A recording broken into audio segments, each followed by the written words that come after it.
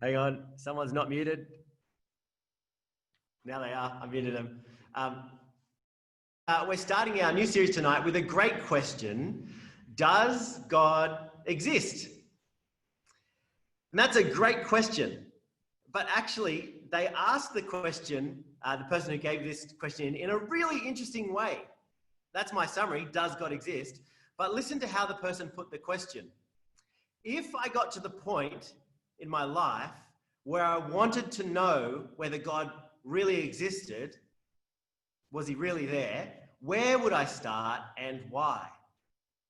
We're going to spend our majority of our time asking where would I start and why on the question of God's existence. But I just want you to notice the first bit of that person's question. If I got to the point in my life where I wanted to investigate whether he was really there. Because it's true that we do have different points in our life, different seasons, where we are more and less open to things. In my family, we've had serious sickness for about 12 months now. And then on top of that, coronavirus and isolation and all the strangeness that comes with it. And I would say that I'm in a bit of a strange season, and what point am I in my life?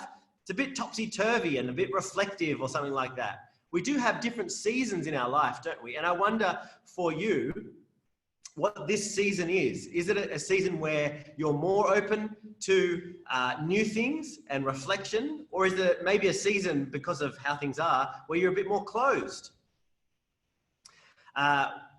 Well, we're going to dive in with the rest of the question now, but I just think that's an interesting thing to just notice at the start, that if I was at the point where I wanted to investigate whether God was really there, where would I start? The way that we're going to going to address this question of where would I start on whether God exists or not, is doing two things. There's going to be two parts. The first part is how do we know anything? How do we go about knowing as people? The second part, we're going to talk about what are some of the evidences of God. What are some of the evidences of God?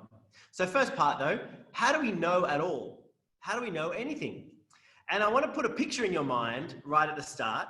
And I'm sorry about this picture. Actually, I've got a picture right here because this is the picture I want to put in your mind. I'm sorry about putting this online. It's a picture of a star-nosed mole. That's a star-nosed mole. And what you're seeing in that picture of a star-nosed mole, my wife Sarah is just sitting over here behind the computer and she's scowling at it. And you probably are too.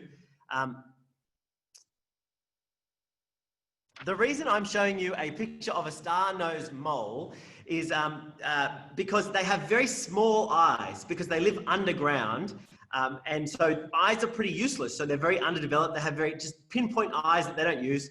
And what they have instead, as you saw, is a star nose. And in the dark, under the ground, what they do is they feel with their star-shaped nose, and it's got a huge amount of sensory nerves there, and it gets a very accurate picture, actually.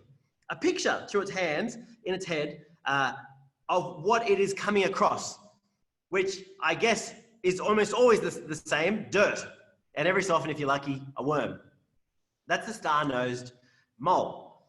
And the reason I want to give you a picture of a star-nosed mole at the start is because it knows about its world. It gains knowledge, doesn't it? But not through sight, but through feeling with this other sense. I mean, we have the sense of feeling as well, although interestingly, it's its nose that it feels with. But my point here is, all of us are just blobs in the universe floating around, and we're separate from the universe. But then we do this spectacular thing where we somehow use a tool, be it an eye or hands or a nose. We somehow use tools to sense the world, and then we convert that knowledge or that information about the world into something that makes sense in our brain, in our mind, whatever the mind is, wherever the mind is.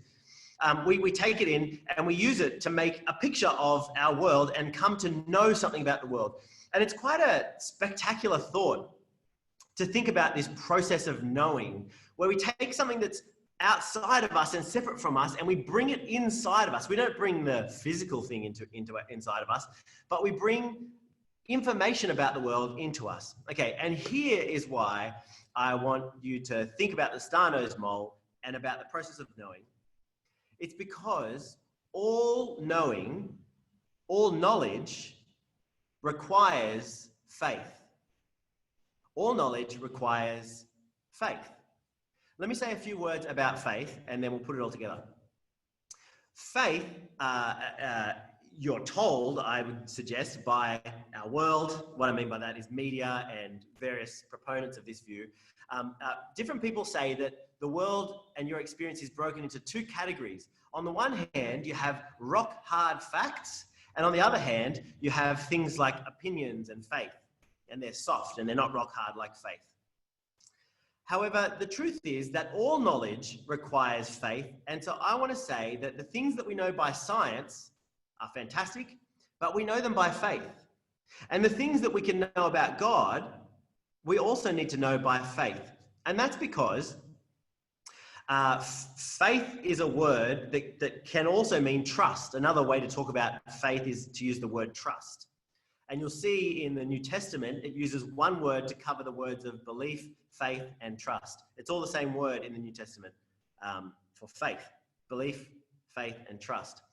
We often use it like this in the English language. Although we have two words, we often use it interchangeably. And so we might say that I have faith in the legal system. And what we mean by that is not, I hope it works. What we mean is, I trust that it's going to work, or I don't trust maybe that it's going to work. We use it in terms of marriages and friendships, don't we? I have a faithful friend. That's someone that I can trust. My wife is faithful to me. She's someone that I can trust. So what I'm saying is that faith and trust are the same concept. And the reason I'm telling you that is because I'm suggesting that all knowledge, that there's not two categories, but all knowledge requires trust. You see, we don't have immediate access to anything in the world. It all comes mediated through something else. So for the star-nosed mole, it comes through its nose. It's a bit strange. For you and I, it comes through 5 senses. But the point is that it comes through the senses, and we need to trust that those senses work. You think about your eyes for just a moment. They're not a pure form of knowledge or a pure form of knowing.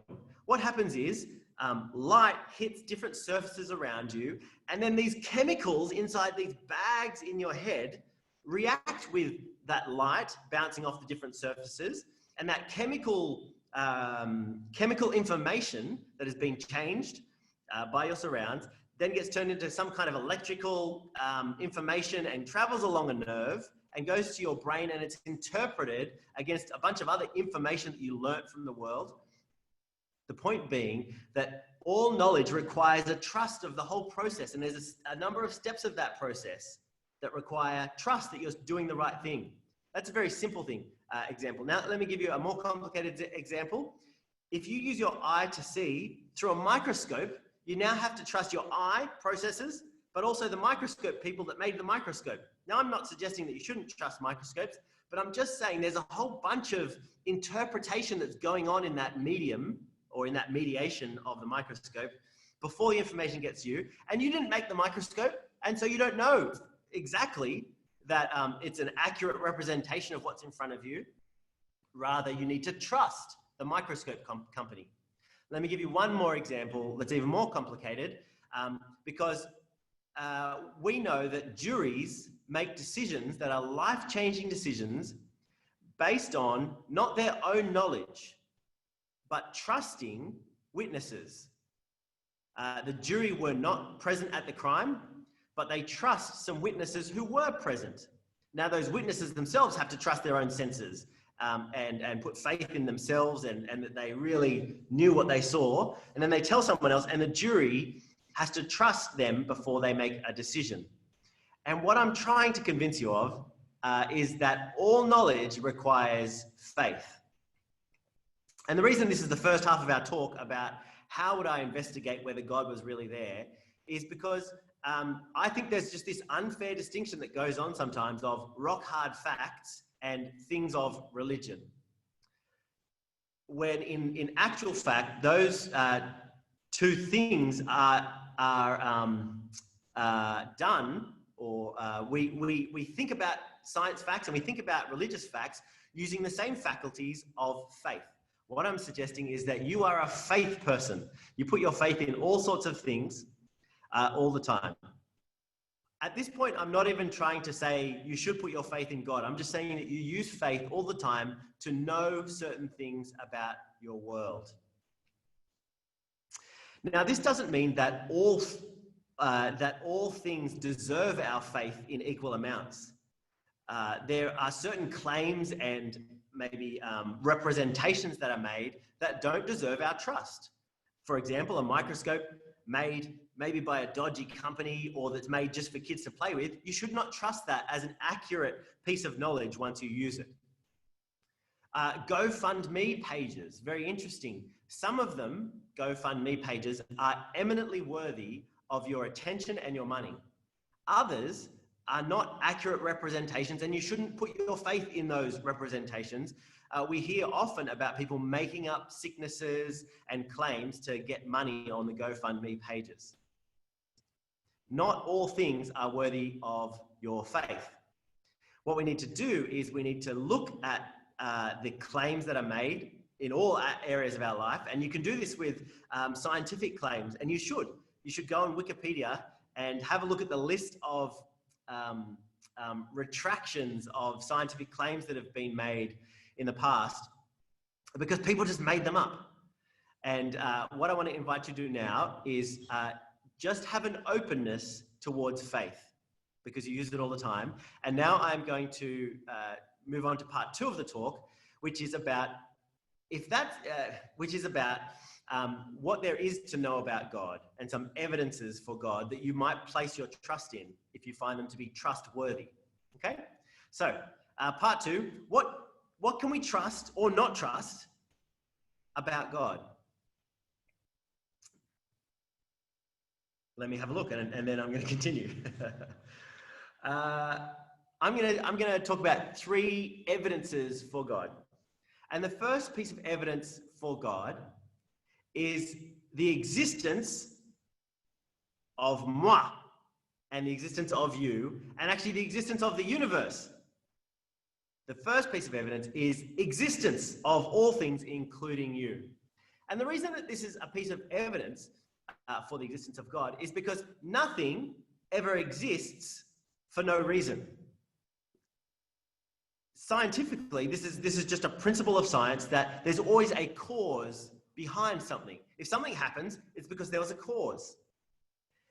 And when scientists first came across the idea of the Big Bang, it was actually a priest like me who came across the idea of the Big Bang, and he suggested that this is the way that things happen. What he was suggesting was that there was a point there's a point in the past where just before that point, there was no things. There was no matter, there was no space, there was no dimensions, there was no time. It's not just that it was a long time ago. It was before that, time didn't exist. There was no plane of seconds and minutes and those concepts that we've applied. There was nothing, absolutely nothing. And then there was something. The Big Bang. Now, this is, I think, pretty compelling as far as I can tell as a non-scientist. I mean, I studied ag science, but I'm not a kind of, astrophysicist or anything like that. But as far as I can tell, this is the most trusted idea of how the universe started. However, atheists at the time heard this idea and they said, no, this is a bad idea. The Big Bang is not a good way to understand the existence of all things, because it sounded suspiciously similar to the beginning of the Bible. You see, the first line of the Bible says, in the beginning, God made the heavens and the earth. The Bible says that in the beginning, God made all things. Whereas the other explanation for why we exist, at least according to the atheist understanding, is that, well, the Big Bang just happened.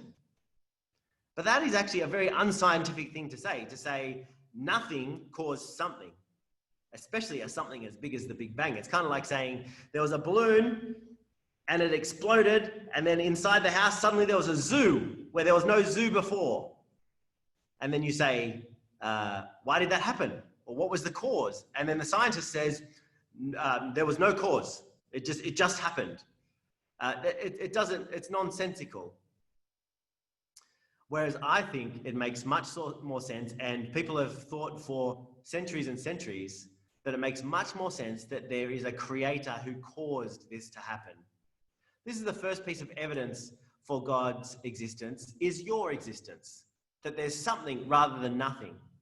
And if you take back all the somethings and all the causes that caused you to be here, that at the end of that chain, there is the uncaused cause, God himself. This is the first bit of evidence. Second bit of evidence is not just the existence of all things and you, but your beauty, if I might put it like that. Your beauty and the beauty of all things. You see, the things that exist are not just kind of chunky bits of things, but they're things of beauty and depth and meaning. They're things that look like and feel like what you would expect if a God who is relational and powerful and beautiful himself created. What I'm talking about is things that go on inside of you and around you, like love, like grief, like meaning and purpose. These are the kinds of things that you would expect if this was not just a random place, but a place that was made and a people that were made by a loving, creative God. Let me tell you about where this is talked about in the Bible. Actually, Martin read it just earlier. Psalm number 19 says, "The skies speak about your glory, O God." The skies speak about your glory, O God. And what it's saying is that the creation has a kind of nature that comes from a creative creator. It's beautiful and it speaks of his power and his goodness and his glory. Let me give you another example. In Ecclesiastes chapter 3, it says, God has set eternity in the hearts of all people. Do you hear that? It's very interesting.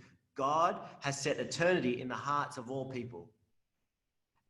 What that is saying is that we humans can't help but make purpose and meaning out of what's going on around us. We always do it. And it's because God has made us like that. It's because there is meaning and purpose. And I think that is a trustworthy explanation for love and grief and meaning and purpose and beauty and all these things. Whereas, once again, if you say that there's no God, what you need to say is that love and grief and meaning and purpose and beauty are just kind of, they're not real. They're kind of fake or they're illusionary. Love is not really love. It's just a thing that's happening by some scientific process in you. Now, it may well be happening by some scientific process, but I think that you and me know that you are more than a scientific process yourself, aren't you? You're nothing less than a scientific process, but there's something more about you than science. There's something more about you than chemicals. I think that it's not good enough to say about the deep and kind of throbbing meaning of our world that it's just an illusion and just, it's just what is. Okay, so there's the first two bits of evidence. Last one, and the good one, the big one, I mean, I like those two, but I love this one, is about God's cameo in the universe. The first is the existence of the universe. The second is the nature of the existence of the universe, or the nature of the universe. And the third one is God's cameo in the universe. The problem with trying to talk about God's existence and whether he's really there is that God is a different kind of thing than you and anything else that is in existence. It's not like there's some list of things getting more and more complex, star-nosed moles and then mangoes, and it's probably mangoes, star-nosed moles, and then humans, and then God. It's not like there's a list of things and God's kind of at the top of complicated beings in the universe. God is outside of the universe. Or let me use the words that the Apostle Paul uses in his address at Athens in Acts chapter 17. Paul, trying to describe what God is, says, in him we live and move and have our being. Okay, that's dense. So just it's good, but it's dense. So just slow it down, say it again. In him, in God, we live and move and have our being. It's saying that God is a different kind of thing to you and I. He's not just another thing. He's the one in which things exist. He gives all things their being. And so he's not somewhere in the universe that you can kind of get a microscope and go and look at him. He's not like that. Let me give you an example. It's a little bit like an author and maybe a book that she writes. Think about an author and a book that she writes. Even though the book is just kind of full of her imagination and her ideas and creativity, the book is full of those things, but she's in a different category from the characters in the book. And even though you scour the pages, you won't find her in the book. You won't find her name in the book, in the stories at least, because she's not in there. She's kind of holding it all together. And that is the kind of thing we're talking about when we talk about God. The one that holds all things together. He's not in creation. And that means it's hard to work out his existence. And you'll notice the evidences that I've given so far have not been God himself, but his actions upon the world. It's not like I said, look, you can go and see him if you go over here. But the thing with the author and the book illustration is that some authors, cheeky little things, some authors do put themselves in their stories. So we know that Alfred Hitchcock was a bandit for this. He made, almost 50 movies, I believe. And in over 30 of them, Alfred Hitchcock was an actor. He did a cameo. And he actually had a theme. He'd carry a musical instrument, often a cello. And he'd just be in the background walking onto a bus or just doing the long walk past while people are talking over here. Alfred Hitchcock would turn up, he'd put himself in as a cameo. And the Christian claim is that God, even though he is outside of our universe, has humbled himself and come into it in the Lord Jesus. We believe that Jesus is not a teacher that wants to teach you about God, although he does. He's not a miracle worker, although he does amazing things. We believe that Jesus, first and foremost, is God come close so that you could know him. And you can't get around this if you read and look at Jesus himself. He is absolutely adamant that he is God come close for you to know. I'm going to read to you from John chapter 10, where he says this. John chapter 10, verse 30. I and the Father are one. Jesus says, I and the Father are one. Now, if you say that to Jewish people in those days, at least these Jewish people, this is what happens. Jesus says, I and the Father are one. And it says, again, the Jews picked up stones to stone him. But Jesus said to them, I've shown you many great miracles from the Father. For which one of these do you stone me? It's a great question. Verse 33, we're not stoning you for any of these, replied the Jews, but for blasphemy, because you, a mere man, claim to be God. You can't get around it. Jesus claims to be God. And what's more, he doesn't just claim it. As you look at the way he goes about things, he acts like the creator. He has power over death and life and disease and food and nature. What I'm saying is that Jesus claims to be God. He looks like God. And then thirdly, what I want to say is, I'm just a pundit, okay? I don't really do history because I wasn't trained in history. But as I read historians, they tell me that the sources, the eyewitness sources about Jesus, firstly, there are eyewitness sources. And secondly, those sources are very reliable. And they stack up to scrutiny. And when you start putting those three things together, that Jesus irrefutably says that he is God, He shows that he is God by his life and his actions. And then the history of Jesus is all right there for you to look at. And as I say, it stacks up. I find that very compelling, that this really is God come close to show us who he is. Now, history isn't the only thing that we need to place our faith in if we're to know about God's existence in Jesus. You can also see the effect that this Jesus, who claims to be God, the effect that Jesus has on people throughout history. And so you see beautiful things happening and coming out of this people that follow Jesus. You see some ugly things, and we might talk about that in some of the other question nights coming up. But I think that it's unmistakably that this is a movement from God. We don't only trust the actual history about the eyewitness claims about Jesus or the effect that he's had through history, but you can see Jesus' effect in the people around you as well. And what I'm saying is that Jesus is one of the evidences, and I'd say the chiefest evidence for God's existence. If you look closely, I don't know what else to make of Jesus. Okay, I'm going to leave it there and give you some time for some questions.